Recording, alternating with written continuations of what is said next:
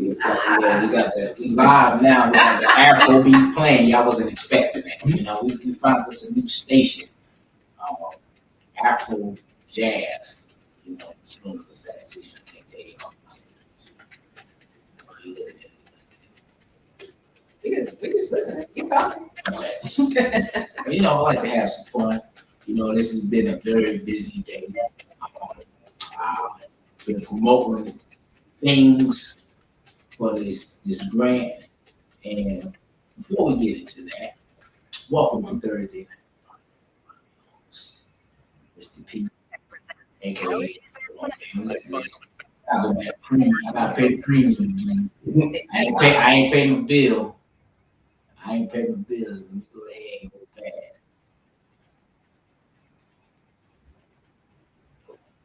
There you go.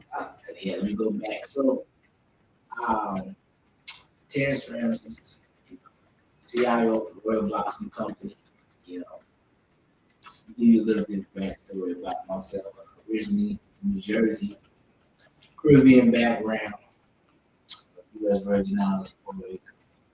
Went to school 2007, 2012 through University. Graduated with a business administration, concentration in marketing. Spent a couple of years after that working at Hilton Beach, big 2-story Hilton that's on the east side, right next to the window.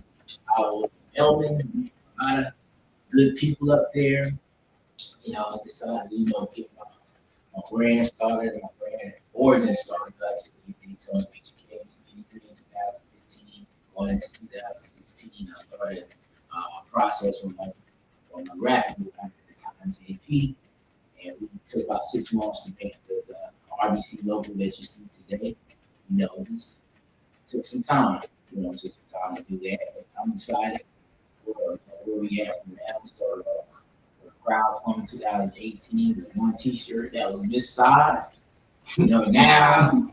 Now we here with a full collection of swimwear, shorts, T-shirts, tank tops.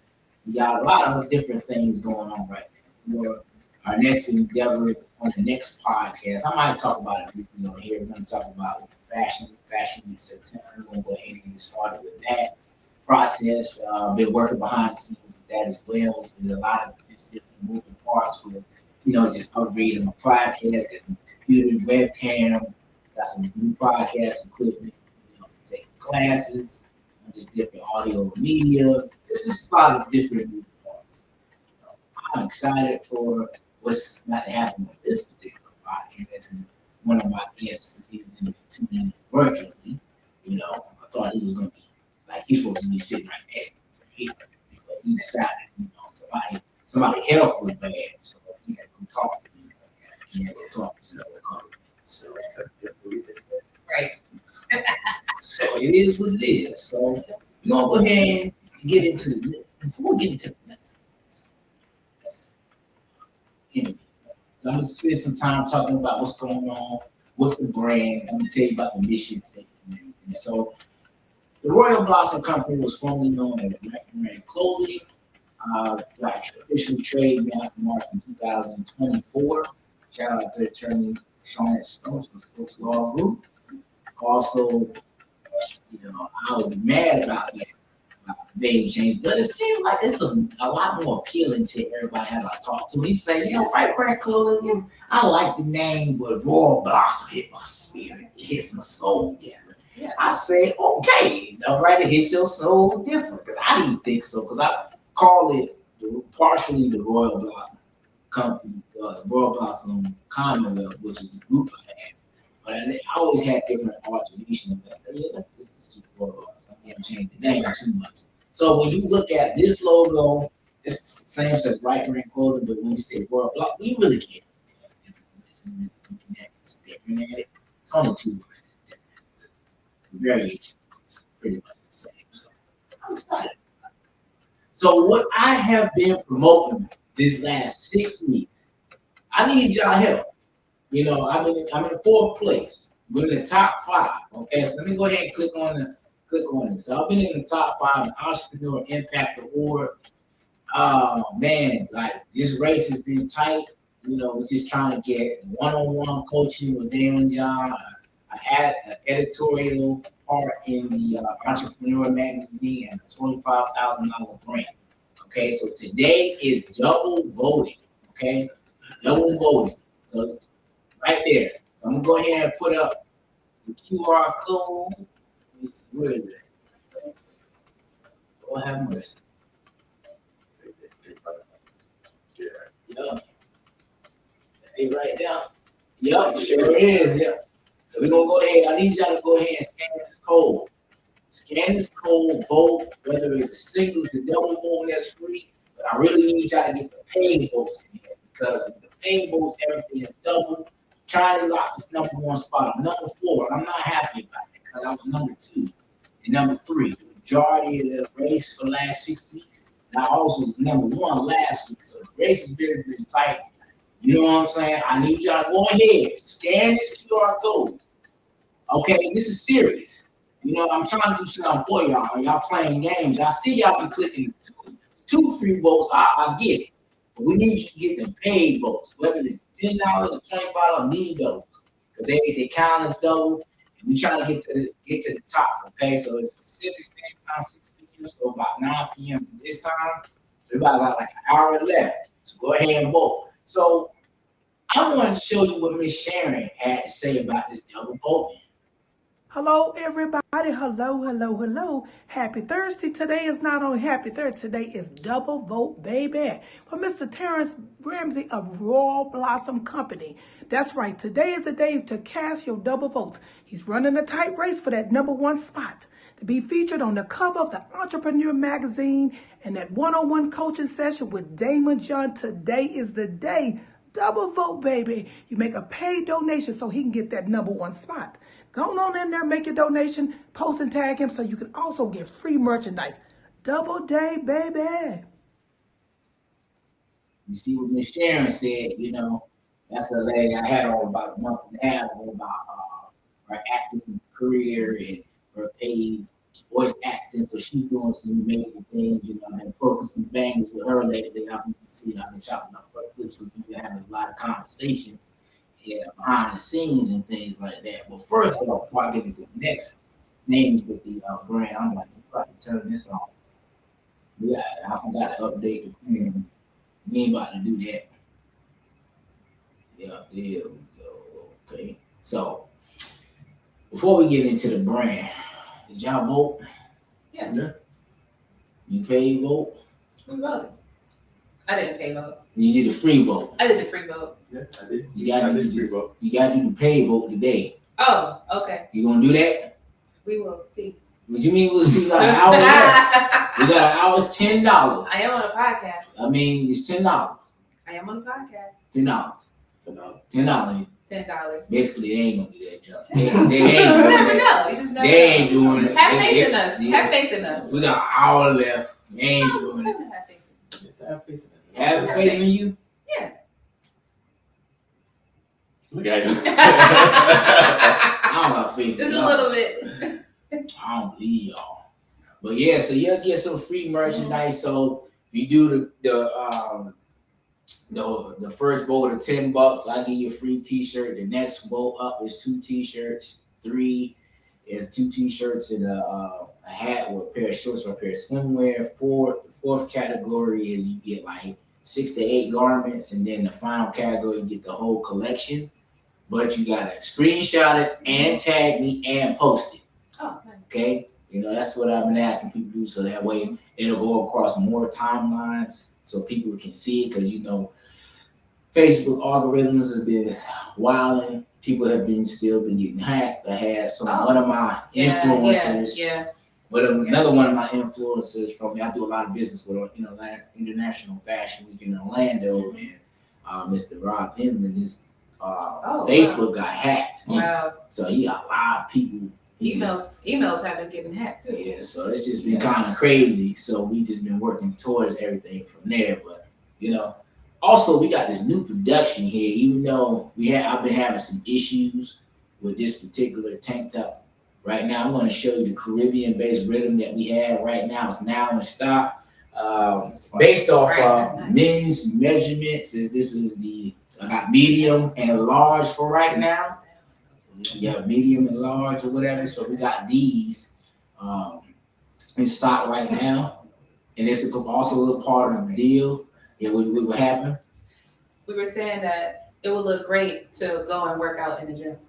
With the white on? Yeah, I With the white, you don't It's- work out in this. it's for- it's this for- is this is No, that's actually a great spot to advertise. it's for Yeah. men, ain't it? Good. yeah, that's nice. I'm just saying. That's I actually, mean, you mean it good, but you know, I see the black because usually people work out the black one. The white one is kind of Oh. casual, but you could do Oh. that. I mean, I was just, I think it's a great advertisement. I ain't mad at you. Yeah. our boys stay in the gym, so You know. just We're gonna saying. get this. So this is say a 3X, but this is not 3. This is a large. So we got all up to large. So we got that. Go ahead and place your orders in www.RoyalBlossomCommunity.co.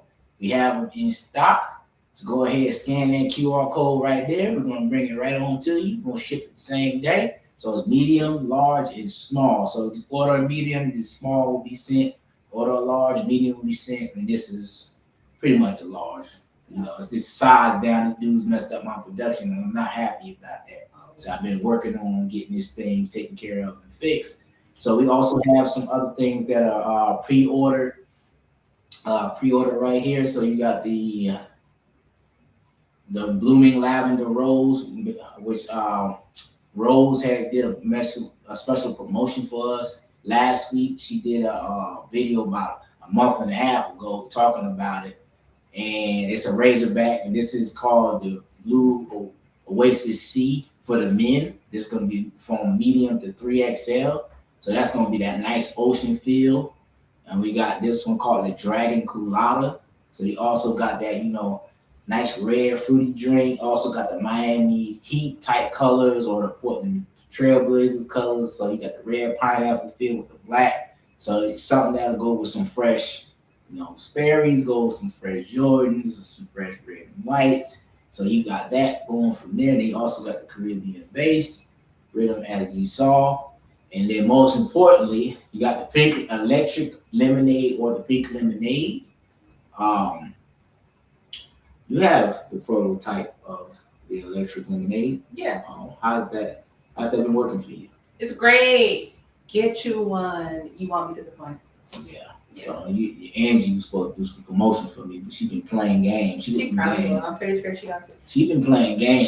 She's out of the country right now. So. She been out of it. She still be playing games. I gave her that tank top a year ago. What had happened? She's was supposed to do a video, never did it. She took the pictures. okay. She took pictures. I'm gonna tell her what you said. I'll tell her personally. You know? At the end of the day, she with them games. But anyway, you know, they get what they want, go on about their day. You know, but that's all good. So I got some hats, some dad hats. Dad hats are also a part of that promotion today we have going on too. Okay, so you definitely want to do that. I think Eddie was trying to get in. So the private label. So let's talk about the private label right here. So you got Fashion Loft Silk Pay. Okay, this is the private label brand that you see right here. Like I've done some great things in the last couple of months with the private label thing. So this is something that I wanted to do that was special. That helps the community be better. I do private label, meaning I have the ability to make your own custom garments. If you need hats, shirts, shorts, anything, dresses, I'll be able to customly make that for you. If you need logos and coaching classes, I also have that too. Full website coming out soon. So I had to do a lot of different things for the podcast in the meantime. So I'm going to show you an example from yesterday, 2 days ago.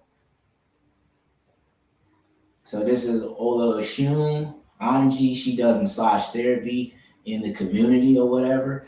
And this logo you see on her shirt, I designed that one.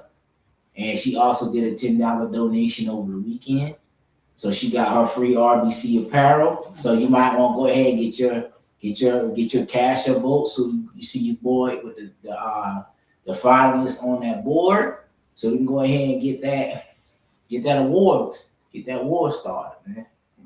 That's it right there. Like you look blurred out. Yeah, bring it in. Yeah, so we're gonna bring it in. Okay, we got a couple comments. Okay. So yeah, we working it out. So without further ado, so this particular live, we're going to be talking about sealing to healing. Okay, this I just came up with a theme. I ain't talked to them about it. We're gonna just do everything impromptu because there's a lot of different topics that we share and talk about, and we share a lot of reels and there's some funny stuff going on in this community, man. And we definitely got to talk to you. So without further ado, I want everybody to introduce themselves, starting with Mr. Lewis. Oh man. You got it. Well, first of all, man, thank you for having me. I always enjoy coming up here. My name is Donald Lewis. I'm a registered clinical social worker. I've been practicing now for in the arena of substance abuse for about 5 years. Originally from Polk County, Florida. Shout out to Polk County. Yeah, that's pretty much it. Okay. All right. Thank you, Professor Lewis. So my name is Denise Moore. I am a licensed mental health counselor and qualified supervisor here in the great state of Florida. The name of my practice is Grow, Empower, Transform Therapy. We see our clients virtually and in person, and I think that's about it. Okay, let's go ahead and bring Eddie to the panel. Hey. Oh, hey, we in there now. All right. All right, we in here. Professor Lewis. And Dr. Denise is in there. How y'all doing? This is Eddie Settles, licensed mental health counselor here in the state of Florida, LPPC, in the great state of Ohio. My practice is Next Door Counseling Services, where we provide mostly virtual services, but I can do some in-home services as well. So, good evening, good people. Yeah, man. Good evening. He just looked, man. This man looked like he just came off a boat. That's what I'm Listen. saying. right, that is the artist right there. That's the artist right there. Okay. Yeah, bro. Took the tie off. Yeah. I'm on the yacht right quick. Oh, we went tireless today. I did, The whole day. yeah, Man, see, switch it up. we see that you sitting here looking like you about to go to the cigar lounge. Right. Right. Hey, that's not a bad move for the night. Tell you. He like, how did you say it? It's like, He might. He about to go to Cigar International, boy. Over there, I can't tell the location. Yeah, no. But anyway, so we're gonna be in this discussion, we're gonna be talking about sealing the healing. Okay, like we're gonna really talk about some things like in therapy, like how do people really truly get a breakthrough? How do these people really get how do they seal their wounds? And how do they get a true deliverance from whatever trauma they happen to, whether it's domestic violence, the G word grape, whether it's mom and daddy issues, whether it's bullying, whether it's substance abuse, whether it's a loss of a spouse, a loved one, and they just never mentally recovered. And the whole thing, the reason why I wanted to get everybody together and have this conversation, because we all be talking in the chats. Like we always sending each other funny stuff about people's, just the stuff that we see when it comes, especially when it comes to the relationship dynamics in our community specifically, and like tones and issues and people really just being honest with themselves. And I want to start it off with healing yourself while you're looking within.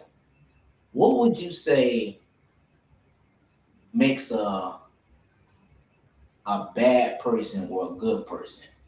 Oh man! So let me go first. Right, the process of healing is not like it's not a monolith, right? So the way that somebody heals from grief may not be the same way somebody heals from abuse or trauma or something like that. But one of the things that you got to do is be able to acknowledge the thing, whatever the thing is. You got to acknowledge it. And what we do a lot is teach you how to be present in it and know what's going on with whatever it is that you're feeling, right? Most people, when you think about something like CBT, most people will just react to things. Oh, I'm mad. I crash out. I break this. I flatten this tires. I break the window. I throw this thing or whatever, and there's a behavior attached to it. Well, what I like to do is get people to acknowledge and know what's going on. Ooh, I'm angry right now. I'm noticing that my fist is clenched. I feel hot. My eyes turning red. All of these things happen to me when I get angry.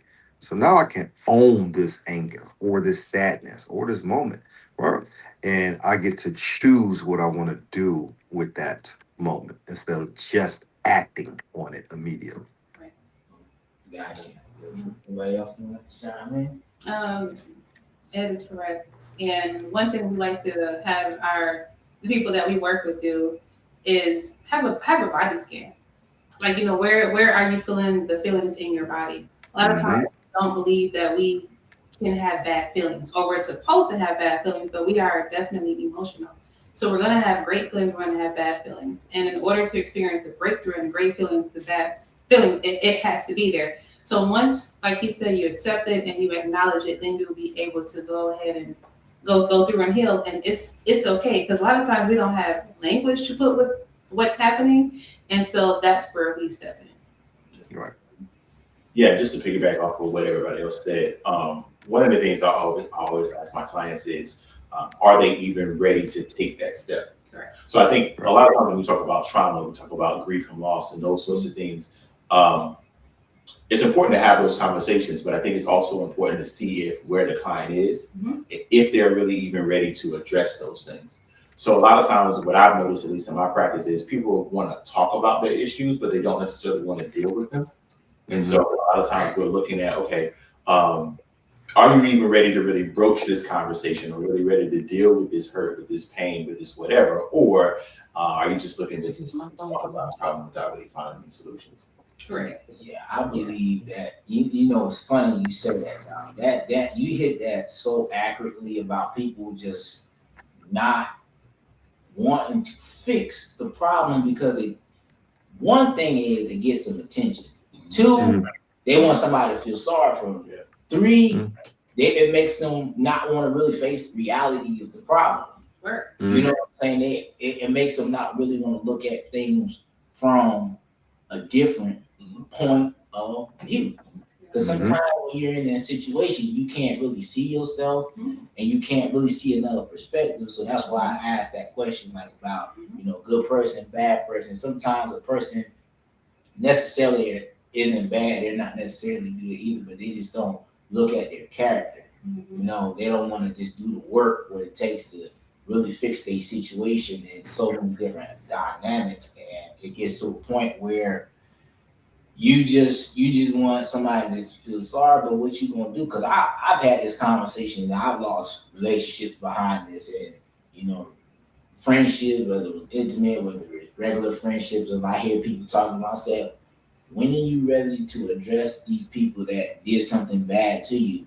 And in a lot of cases, people are older than me, and I come with a lot of wisdom, therapeutic spirit. People come talk to me about a lot of different things, but I'll say, but when are you gonna address this? Because it's something that happened 10, 15 years ago. You still not ready to talk about that? You still think about that? You know what I'm saying? Like, you 40, 50, 60, when? When are you gonna address that problem? Because it's hurting you in multiple other places in your life, and it's bleeding on everybody else. You know what I'm saying? Something that I learned too, the world doesn't owe anybody understanding. Nobody has to suffer you because of what you've been through. Or that's how I talk, that's how I am, this is the way I was raised. But that don't mean that you're not subject to change. Growth is change and accountability is change. And you don't want to look at yourself to where you still stagnant. You let 10 years go by just like that. You still in the same spot. You ain't changed. Like when you therapy, what I love about this, how we're all talking, because I had individual lives with each and every person on here. And what's funny about it, we all came to the same conclusion. Therapy is half of it. This is half of it. This is what you do outside of it, because it's a combination of things that you do. It's with me specifically, when all my tragedy happened, I fasted, I prayed, I changed environments, people fell off, I had to really examine stuff, I had to look at my part I played into stuff that happened to me. Like I really had to just retool the way I think and solve things and recalibrate myself. I mean, it's changing environments, changing people, changing places, changing things, changing habits, changing thoughts.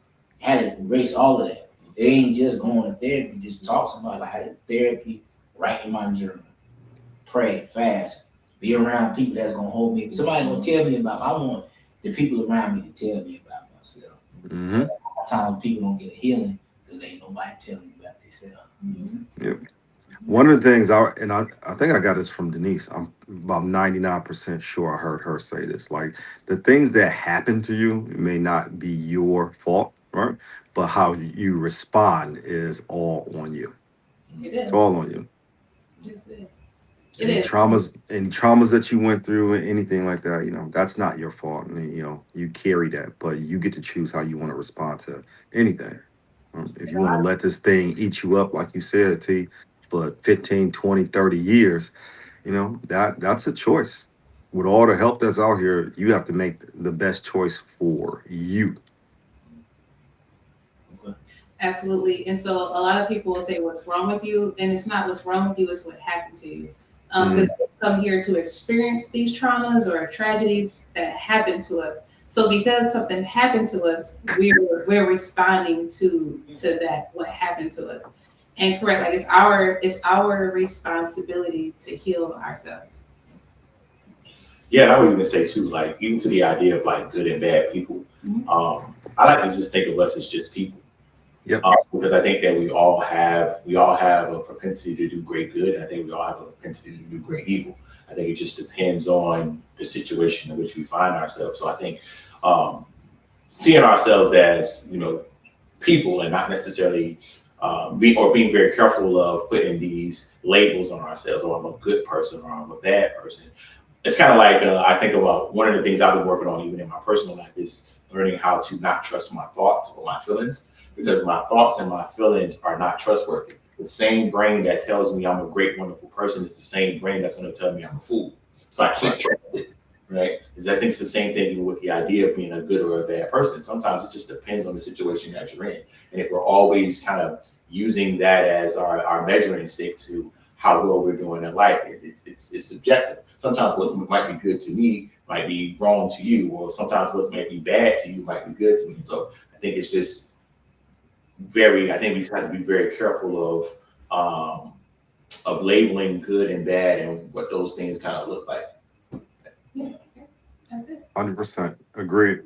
Yeah, I think too how a person was raised, different, it's how they see things. And one thing I learned was a couple of books I learned from the psychology of money and the art of spending money, just how people think about finances and how they spend their point of view. It's the same thing when it comes to like personal lives things. They was talking about this how a person is wired from the time they was kids until now. It shapes, how they think about how they spend money, how they look at finances, how they look at the world, how they look at political views. It's not necessarily wrong or right. It's how their perspective. It's just your template. Correct. It's a template. You know what I'm saying?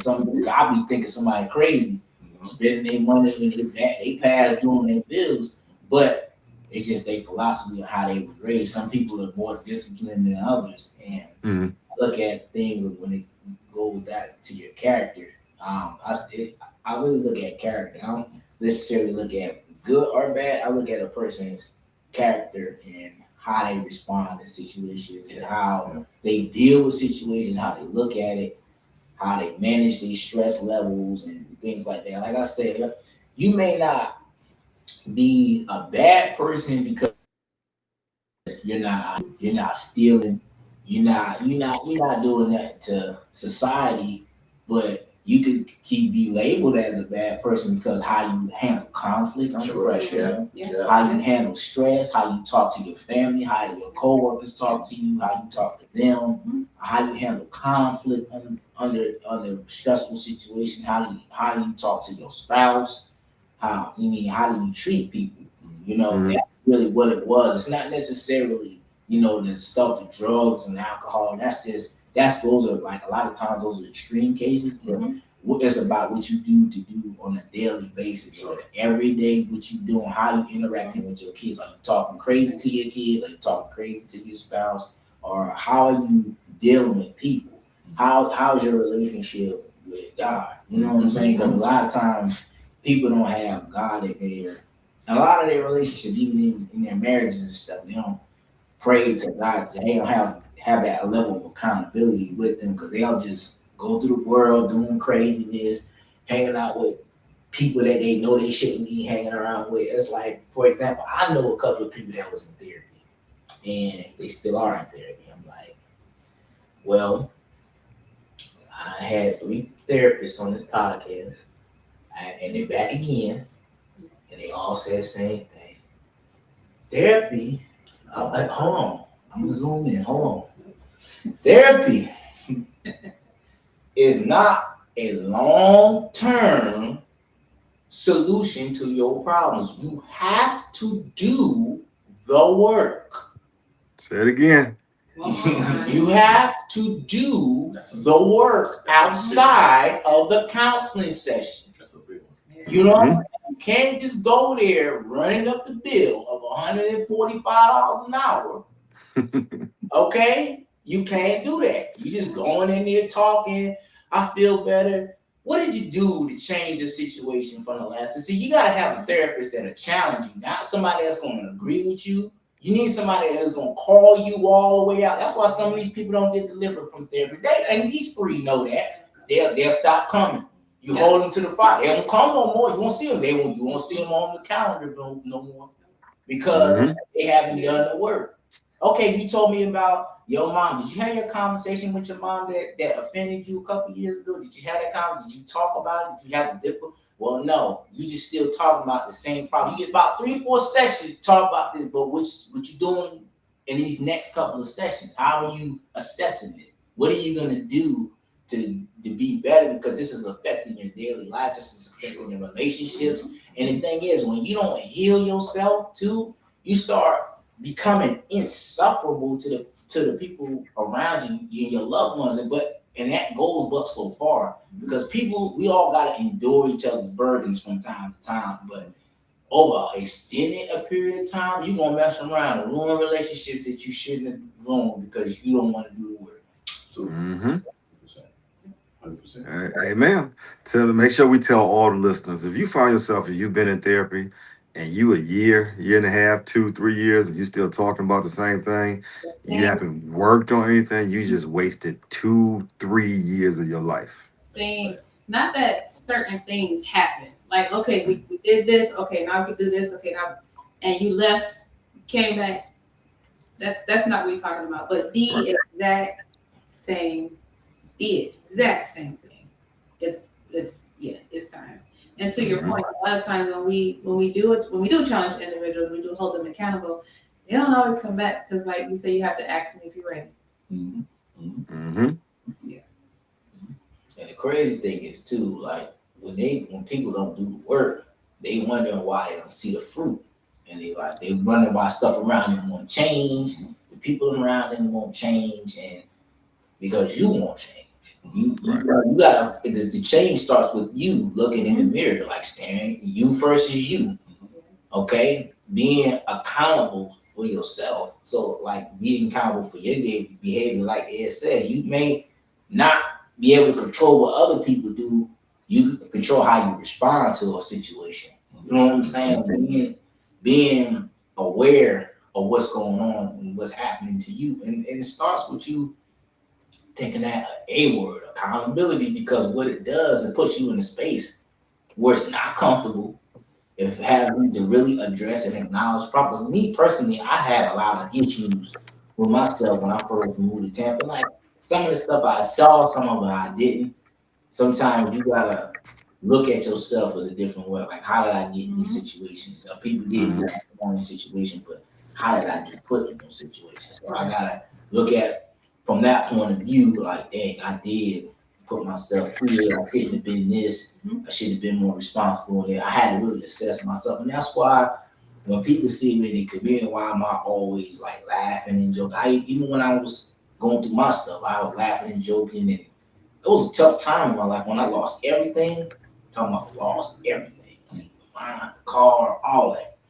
And it was like the way you handle that situation. I was done wrong, but I was partially wrong too. But I still had to fix myself and fix my situation the best way I can. And being able to be aware, like, okay, there's a problem. Like when I was sitting in my car homeless, I was like, I took a deep breath like this. Okay, what did I do? Okay, and I really started analyzing stuff like that. I was homeless outside like for a whole summer. I said, I ain't got no choice but to look at myself. I can be bitter on what happened to me, or I can just move forward. You know, what can we do? Do I move forward, or do I stay stuck about injustice that happened to me, or do I just rebuild that and turn it into a story, a testimony? I think that's interesting what you say there too, because it's important to always understand, like, we are always complicit in our consequences, right? So we always play a role in our consequences. And it's kind of the idea of what Ed even said earlier, right? It's not always my fault, but it is always my responsibility. Sure. So in working with clients, and I'm sure we all can definitely relate to this, trying to help them to see that there could be a role a lot of times, and maybe not what happened initially, right? So like trauma, grief, and loss, those things we can't always control. But what's going on, or how we're doing it, or how we're moving about things now, it's definitely within our scope of control. And sometimes, even with sometimes grief or loss, sometimes we have played a role in those things. So like one of the things I work with clients on when we're talking about trauma is that I often tell clients that, or my clients, I tell them that your trauma can lead you to your substance abuse, but your substance abuse can also lead you to some trauma. Yeah. So there is one end where maybe I didn't have any sort of actions that led me to a certain situation, but then there's other situations where, yeah, actually my actions did lead me to these certain situations. So to your point, I think it's just very important to understand that we are complicit in our consequences. We've played a role in it, whether that be consciously or unconsciously. A lot of times we play a role in those things. So that's important for us always to kind of just have that level of accountability and acceptance. Like, okay, even if this isn't my fault, okay, it's my responsibility to get better or get myself out of this situation. For sure. Correct. Absolutely. Accountability. So definitely. So we got different things. So how would you say anybody could come on? I guess we wouldn't Professor Ed to come back, or he'd be going in and out on. He's there. He's still there. Sorry, I'm here. He's still there. You over here. Okay. Mac Daddy, need you to stay focused. He's there. Okay. I'm here. I ain't going nowhere. Okay. He just in and out, man. I'm concerned. I'm worried about you. I know the job will constantly hit me up. So, but I'm still here. Okay. So, what would you say?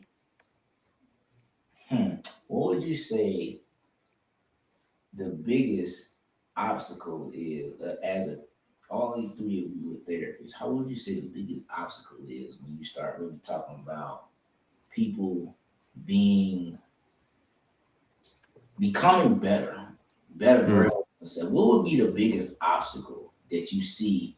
That you can see the potential in that person, but that person is just stagnant. How do you navigate through those sessions? How do you get them to see themselves? So go ahead. My bad. We might say the same thing. Yeah. One of the things I love is to ask the client, do you see the progress that you're making? And a lot of times they don't see the progress that they're making. They believe that they're in the same situation. And because I will be able to point some things out that they may have forgotten about. So, when we started working together, you would have reacted this way. Now you're responding this way, and this is what you're accepting, what you're not accepting. And they're like, oh, Denisha, I forgot all about that. You remember that? Yeah. Oh, yeah. Because you know what?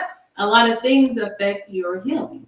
A lot of things affect the work that you're doing in between sessions.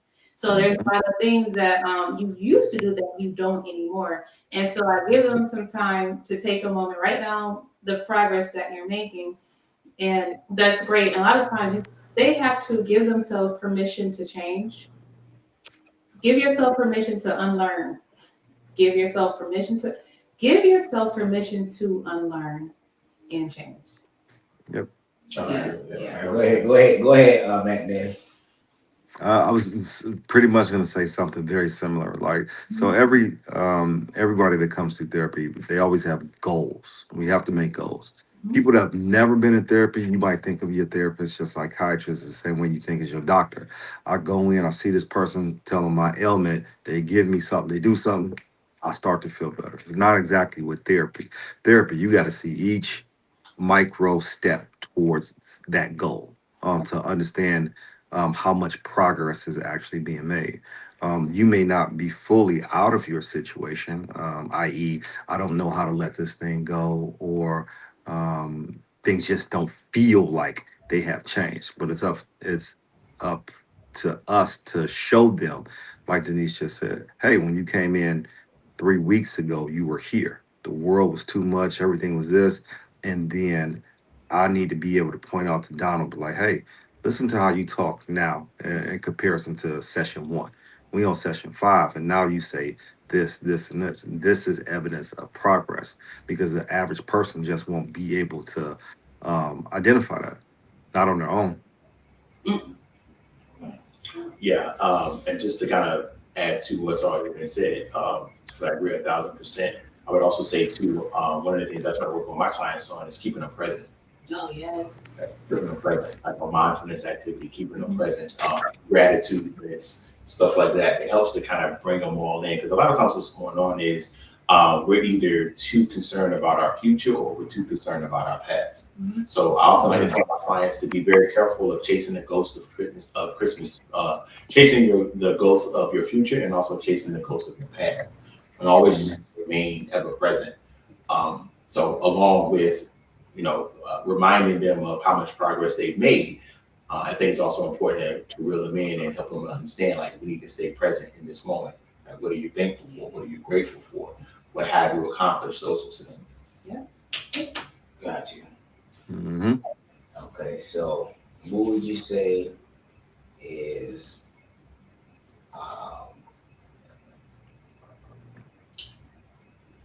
an effective strategy in talking to like difficult clients that like struggle with accountability with you? How do you get them back on a path of where they need to go? I mean, there's some people that start off difficult and they end up getting delivered. So how do you deal with that? We're gonna start with Ian. He's very anxious. So, no. I smile. Look. You're right, my client was just that. As a matter of fact, since she done said something about it. No, look, I smile for a reason because given the nature of what me and Brother Donald do on a daily, this is something that we face daily because those clients who suffer from substance abuse have accountability is not their strong suit. Let's say that, right? Yeah. All right, accountability is not their strong suit. But I found that when you're talking to people where the accountability isn't their best attribute, when you consistently speak through logic, I'm not gonna hear you.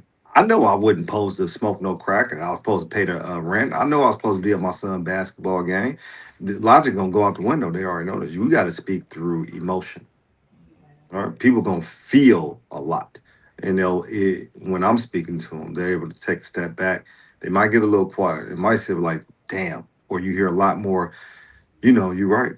And I do feel like this. And that's when, you start to make the connection and they can start to connect the dots for what needs to happen. So we don't have to feel like this anymore and we can eliminate this from their life. Because when you go into the logic, no matter you're talking to male or female, you might as well be talking to a brick wall. Yeah, that's I couldn't have said it better. I couldn't have said it better. And I think sometimes too, one of the things I often like to tell my clients is we just have to confront the beast. So sometimes when we're having these types of conversations, sometimes I will maybe ask them pretty directly. Hey, do you feel like you struggle with accountability? Or what does accountability look like for you? And kind of challenging those ideas, and then based upon their answer, kind of using their answer and say something like, okay, so do you think that you are being accountable in this particular situation? Like, do you think you're being accountable as it pertains to your recovery? Do you think you're being accountable based upon what you're saying? Do you think you're being accountable on your marital relationships or with your children? Those sorts of things. So along with what Eddie said, I would definitely say as well, that sometimes we just got to confront the beast and just keep the door wide open. That's it. I agree. Like I don't work with those kind of. I know y'all have, but and it's just it can be difficult working with those type of clients who don't want to take the accountability or who don't want to see it or may refuse to see it. And again, we have to go back to what Donald said earlier. Are you even ready? Right. Are you ready? And what I love is when people come in holding themselves accountable. I can see what I did in this situation. Okay, now I'm understanding. And it's great. And we're like, yes, you get it. And so now that we're here, we can continue to move forward and make progress. I just want to add too, is that there are stages of change. There's 5 different stages of change. And so being able to identify what stage of change that they're in kind of helps us to be able to move to the next stage of change. And then sometimes when I'm working with clients and I'm kind of even explaining the stages of changes, the stages of change, I often tell them that it's not linear. So they could take a step back, they could take a step forward, they could stay in the same spot. So also kind of understanding that from a particular perspective. Usually when clients are in what we call a pre-contemplation stage of change, typically that's where they struggle the most with the idea of accountability, because they don't really see that they're wrong yet.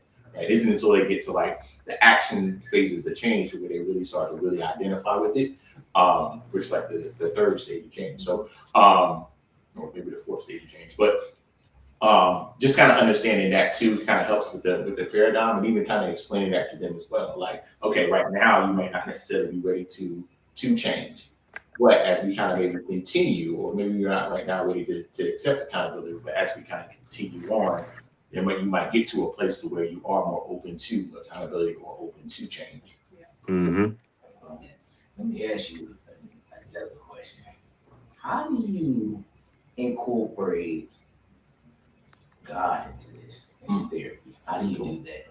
How do you do that as therapists without spreading your religious beliefs? How do you do that? Great question. So one of the things you're gonna learn is in academia. My bad, I wasn't looking if you saw. One thing you learn. You just had to let the Lord lead you. one thing you're gonna learn in academia and in your studies, and from your Q. Therapy is never about you or your beliefs, right? Now, you can choose that path and only work within that realm, and which is fine. But when you're dealing with other people, you have to understand all sorts of cultural competency, right? So everybody isn't open to your God, right? You might not be open to their God. So if the sessions or what you guys have planned in treatment lead you there, and you find that that's open and you have the competency there, go ahead, lead with it. Hey, many of the clients that I see on the daily, right, we go to the 12 steps, all this AA, NA stuff, and it's very backed by like religion or belief or faith.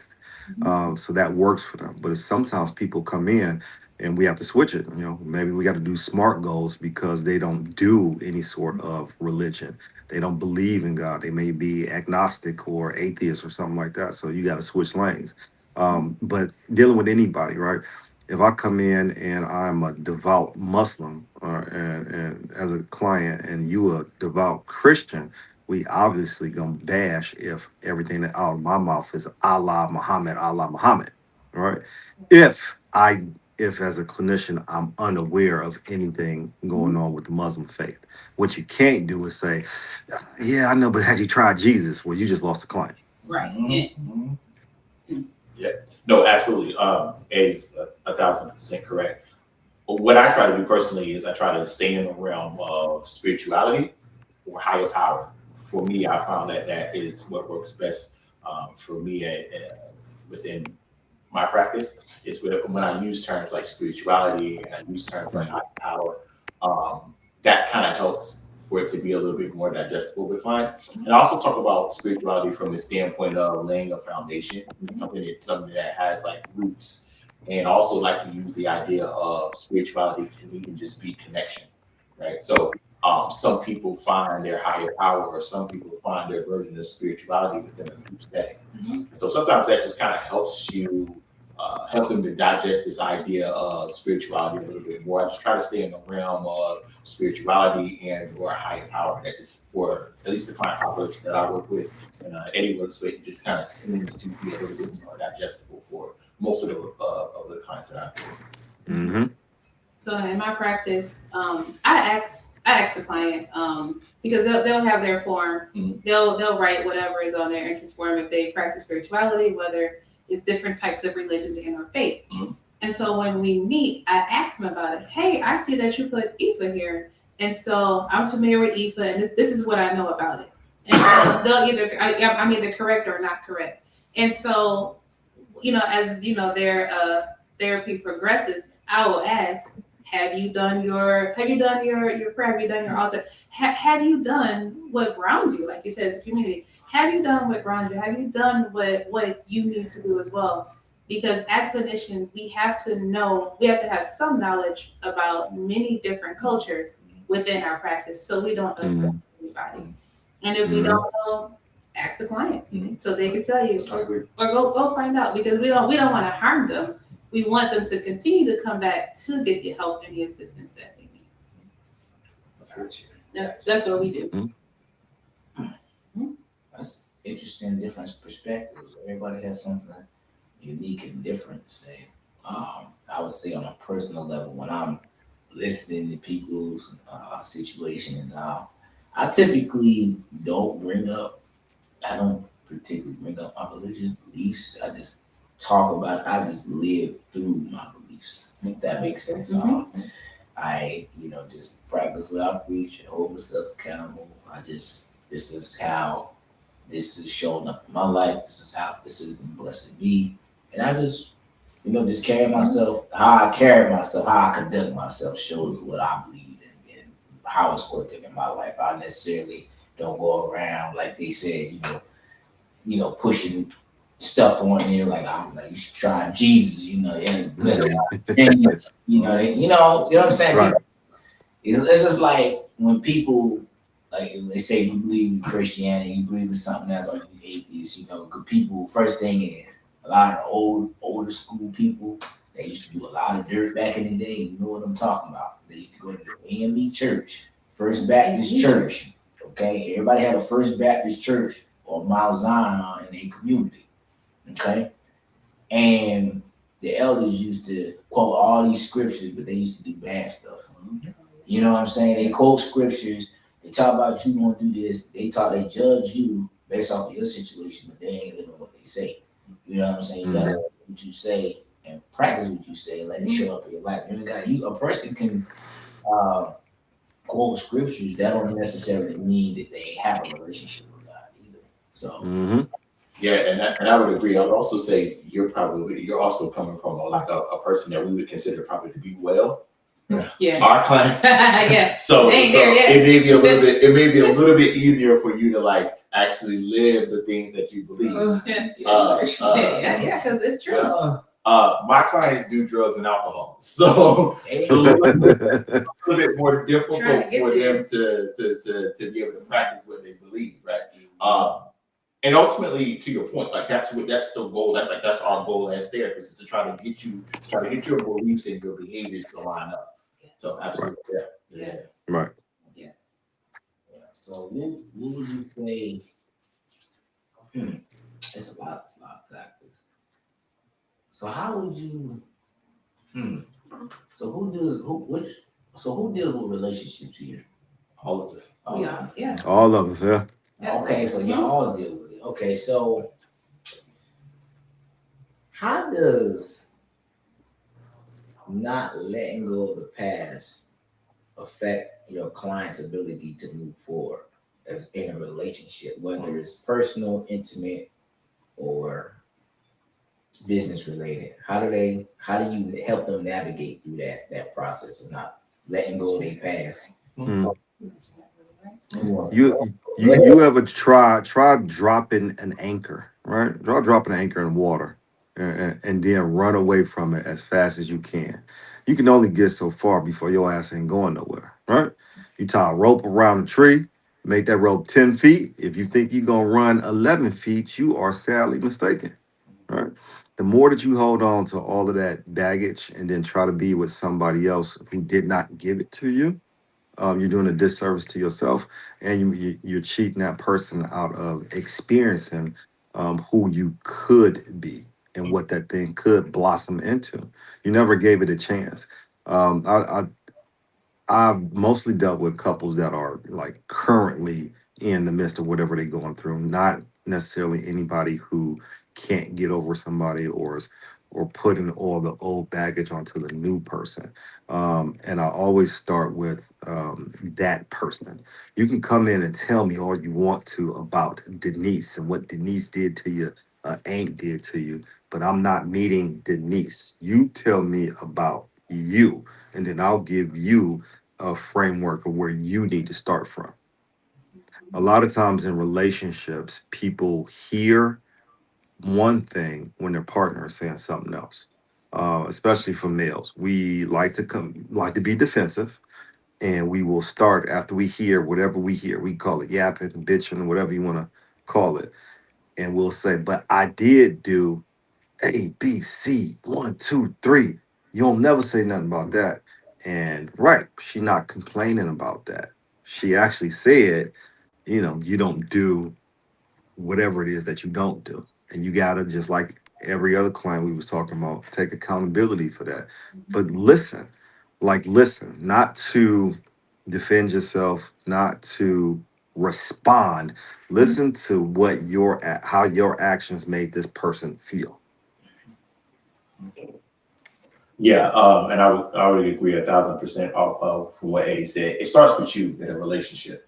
A lot of times, what we try to do in relationships, or at least what I've seen in my practice, is a lot of times we spend a lot of time finger pointing and talking about the other person, what the other person is or is not doing, and very rarely do we spend a lot of time talking about them as an individual. So a lot of times, what we're doing is a lot of redirecting and reframing. Okay, I hear that your husband is X, Y, and Z, A, B, and C, but what about you?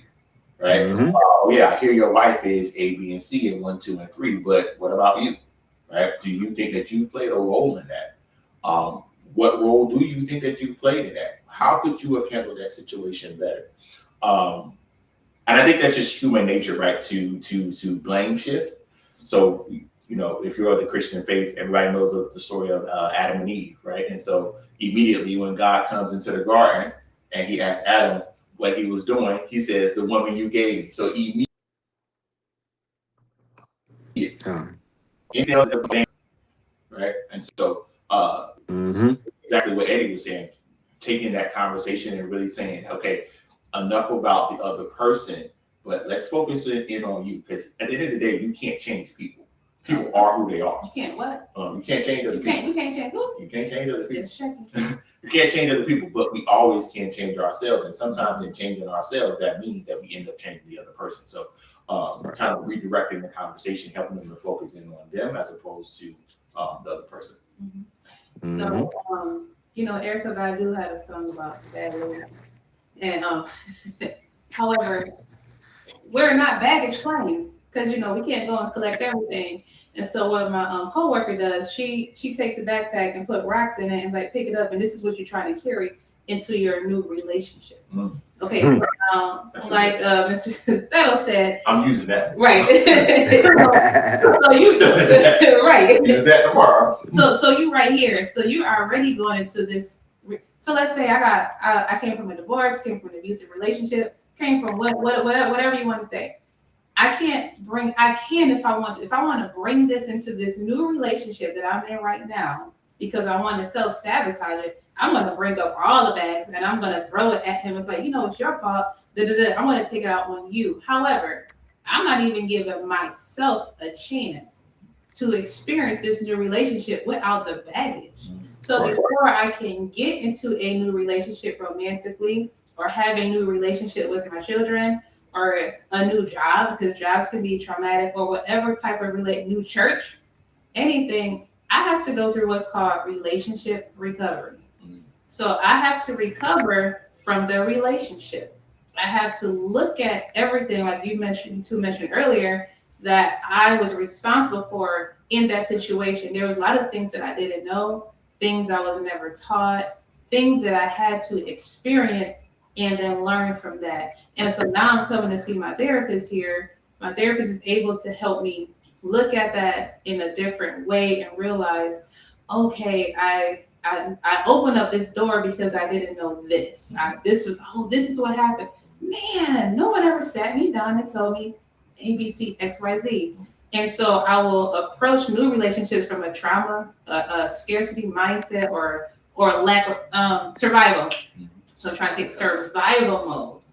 And well, I'm gonna leave you before you leave me, or I'm gonna get you before you, or I'm gonna do all of these things. Self-sabotage. Yes, and again, I'm not giving myself permission to unlearn those things and relearn these healthier new ways. So we're gonna leave the bag back there. We're gonna leave the bags back there. We're not baggage claim. Yeah, and I would just also like to add too, the idea of forgiveness is critically important. I mean, Like the idea of forgiveness. And you know, one of the things that I'm often working with my clients on is not necessarily learning to forgive other people, but allowing yourself the space to forgive yourself for whatever it is that you, because sometimes we are aware of our shortcomings, but we can live in that shame and that guilt of our shortcomings. And so understanding that, hey, you know, just like it's okay for me to forgive mom, dad, sister, brother, aunt, uncle, ex-girlfriend, ex-wife, ex-husband, whomever, it's also okay for me to forgive myself. And so helping us to be able to understand that, and really a lot of times we can't move forward into another relationship and be effective in that relationship until we learn how to forgive ourselves. Absolutely. So look at it this way. I love teaching myself forgiveness, by the way. If somebody wrongs you and you don't forgive them, how are you treating them? Right. So you look at how are you treating them? It's not good, it's not respectful. So if you're not forgiving yourself, how are you treating yourself? There's a door right there that you can walk through that door and walk into the blessings, the health, the finances, the wealth, everything that you need and want, but you don't want to forget yourself because you made this one and just that decision. Just can't let it go. I've been here, we say 60 years. I've been here. I just can't. I did too many bad things. All you gotta do is go to the door. Self-forgiveness is amazing. It's peaceful. We love it here. Right. Yeah, that's a key component, so that way you can release a lot of things. I think that's the last component of being delivered from, trauma and therapy, forgiveness, and you gotta let things go. It's just no longer affecting you or serving you. And that was something that I read in my book that I have from my auntie that passed away a couple of weeks ago. She had a book called Forward Focus, 21 Days to Destiny. And one of the questions is about purging. Like, how are these people, places, and things serving you? If not, purge it out of there. Purge out the past, and purge out these habits and behaviors. How does this benefit you? So I think one of the pages was talking about pruning. Yeah, pruning the I was branches. just thinking about that. Yeah, pruning the branches, things that don't serve your behaviors, attitudes, language that doesn't serve you. And I had to do that for myself specifically. And it was like, how did you change yourself like that in such a short period of time? It's like I really looked in the mirror and just like, hey, I need to really fix some things about myself and fix these bad branches and bad habits and things like that. And that's why I'm so big on, people around me too. Because I'm like, listen, I had to go through a crazy traumatic experience. I had a problem, and I sit there and I had issues with, when I was dating. I didn't do dating in a long time, but when I was dating, women that I was dealing with, they just had issues and they ain't fix them, and they just refused to fix them. They came over here with like this different traumas and triggers, because a lot of times, a lot of things that you say is funny down to like when he said, I'm one of the more sane people, which is true, and one of the healed people. And the crazy thing is, a healed, whether it's man or woman, your triggers are gonna come to the front. If you're not doing the work, if something is bad, like you got a lot of unhealed issues with you, that person who's doing what they supposed to do, a person that's healed, is all you. It's gonna bring it to the front. Like you said, self-sabotage. They ain't gonna know how to respond to that because they haven't been used to that level of accountability. Mm-hmm. Whether it's man or woman, because a lot of times is people see how structured and disciplined your life is, and they just trying to figure out all they just doing is dumping chaos. They can't. I hear you, I listen to you, but what you gonna do? It's all this. I lost everything. My son was in foster care. I had to figure out some things. I was homeless outside the whole summer. I slept outside. Yeah, I believe I showed you one place in the Hilton bus show. I was right outside the parking lot by myself. I said, a lot of times when I deal with people that got trauma, I say, you ain't have no problem. You dealing with family issues that you can address. You dealing with stuff that's easily fixable. I had a problem. I had a bad problem. I ain't comparing contrasting problems, but I'm just saying how you respond and deal with issues. Like, you really ain't have no issues until you look at somebody else's situation. There's somebody else that got worse. Somebody had it worse than me.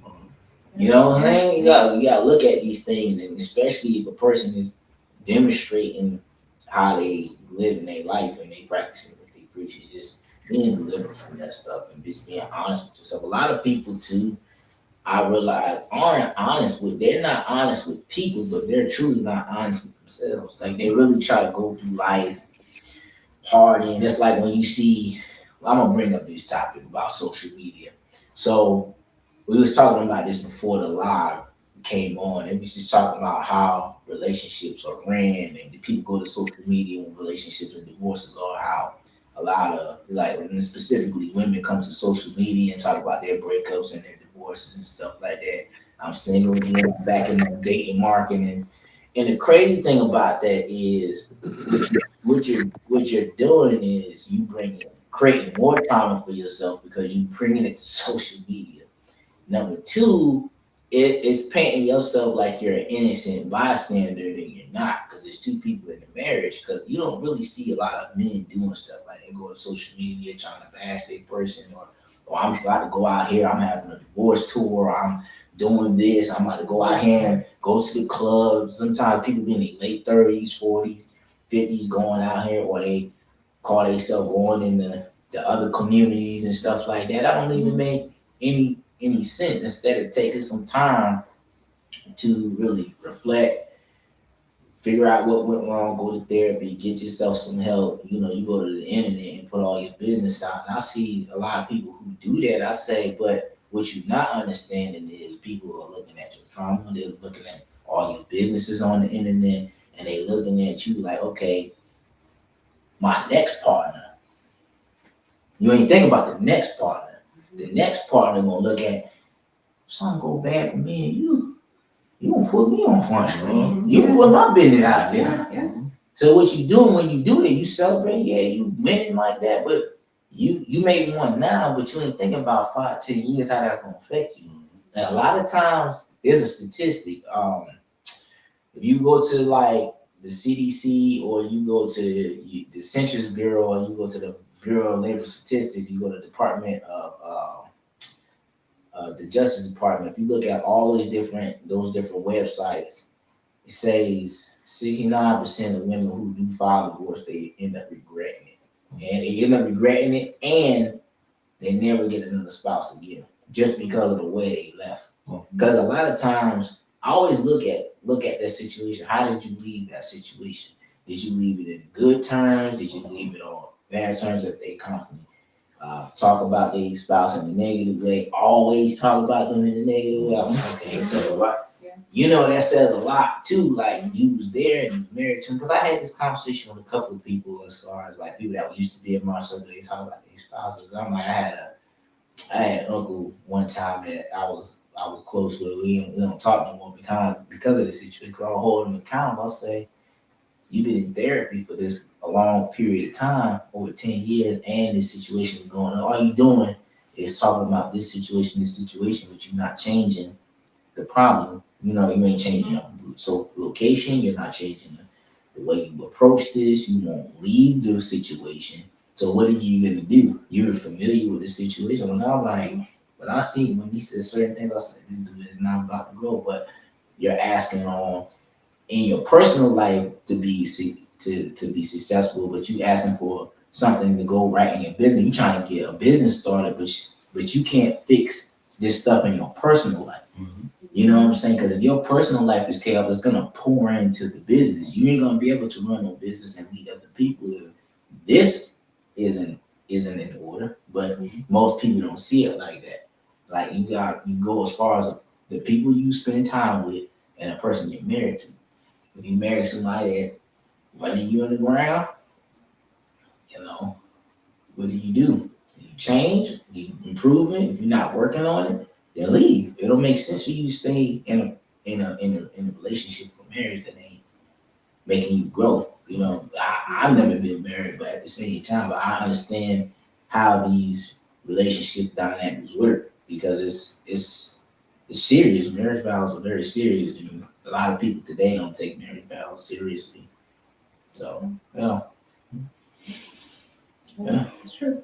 Yeah. So, yeah, it's been a good conversation. Let's see what the comments saying. Oh, okay, comments. Yeah, we What do they say? got. I can't see that, and I wear glasses. It's So a lot, man. It's far away. it sure is. A highlight. It said, okay, Miss Angela said she got your free votes in, please. Let's go. Okay. Appreciate you. Yes. I see somebody shouting you out. Oh. Hey. Hey. Hey. Yeah, Oh, it's I Keisha. can't even see. Yeah, it's Listen, Keisha. look, it's far away. Yeah, I just kind of make out the. Look, Man, we can't see. We all got and I wear glasses. glasses. We got glasses, can't see it. It's far away. Eyeball. We'll see you later. Thank y'all for tuning in. We appreciate it. Yeah, I will say this too, man. Like, I think everybody needs to really put themselves in a position. If you need some help, need somebody to talk to, therapy is a good thing. I believe that it really puts you in a position to become a better human being, a better person, and puts you in a position where you talk about it, but then if you really critically think, like some people, they can really critically think, dang, and they're like, okay, I'm in this situation. Let me look at it from a different point of view. And there's something like Les Brown says, like when you're looking at situations, always he says start off looking at it at that person's point of view first, then look at your point of view, then come to some type of medium in the middle. Absolutely. So that way, that's what the therapist was like. Okay, I see what you're saying, but you have to look at this, and this. I had to. And sometimes it's not comfortable. Sometimes it's like it's a reality check. Like, you know what? I never thought about that. But some people they'll reject that because they want somebody to side with them and co-sign with them. Yeah. And it's just like with that stuff that was going viral with therapists and the people business getting put out there and stuff like that. Like, hey, listen, you don't put nobody's business out there because you ain't co-signing with them. Like, it's just confidence. But it's just one of those things is people got to really look at things from multiple perspectives and like maybe this is a lesson, maybe this is something that's going to help you build character. It might be a story for somebody else. But people are so worried about themselves, they're not thinking about purpose. Right. And they ain't thinking about other avenues and how they can help others. I mean, because the thing about it, if you don't take care of the generational trauma, it's going to continue to go, and you can't build nothing from it. If you passing down hurt, it's going to continue. It's like I seen a picture where there was a father yelling at a son, yelling at he was a father, and then then one had a shield up, talking good to his son. Like sometimes you just have to remove yourself from toxic situation, toxic parents, whether they're you can honor them, but you don't really have to really speak with them. Just cut them off. That don't necessarily be access. You gotta do it for your peace and your mental health, and have those conversations if they ain't ready. To have those conversations, especially the baby boomer generation, the way some of them raised us. Some of them that put us in bad situations, they don't take accountability. I say what I gotta say. I move on, build around, and let my light shine bright. That's what we do. Yeah. Does everybody have any closing remarks? I just want to say, on that, like what we do in the community is we do free workshops in the area. And so one of the things we do is we try to heal the generation. And so our next workshop is going to be on May 16th, and that's Stabilizing a Mother and Daughter workshop. And in June, we're going to have the father and son. And further on down the year, we'll address the mother and son and then the father and daughter. So at these workshops, they are free. They're in Tampa, Florida, and they're in person. We help you. We give you the tools you need to break those negative generational cycles.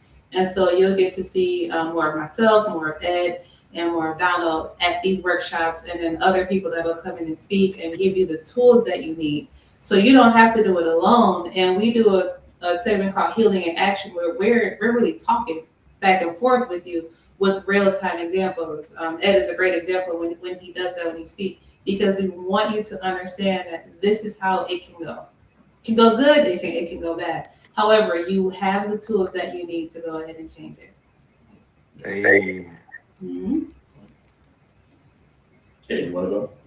Go ahead, bro. Oh, so first and foremost, Terrence, as always, man, thank you for being having me up here, man. I really appreciate it. Of course.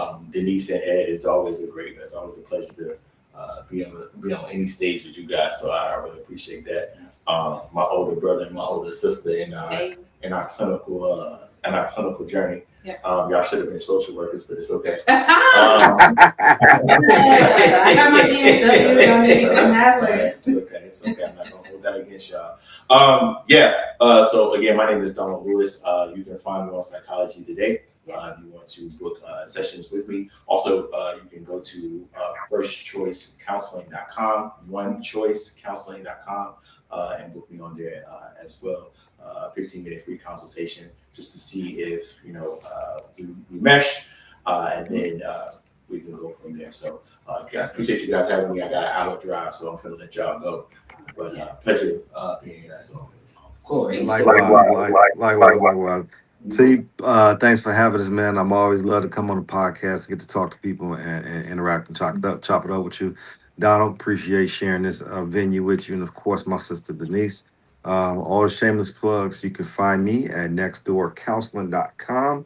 I got room for a couple more clients, but my wife, who is also a LMHC and a LPPC, is currently taking clients as well. We accept all sorts of insurances or private pay, and we do a sliding scale as well.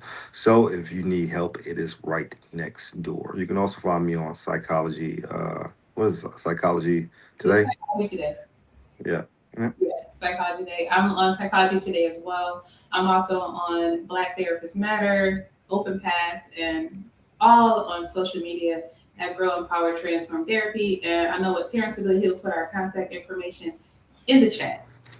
That sounds good. Thank you. Yes, see, Sharon said it was good stuff learned. I needed to go. Mental health is my worth.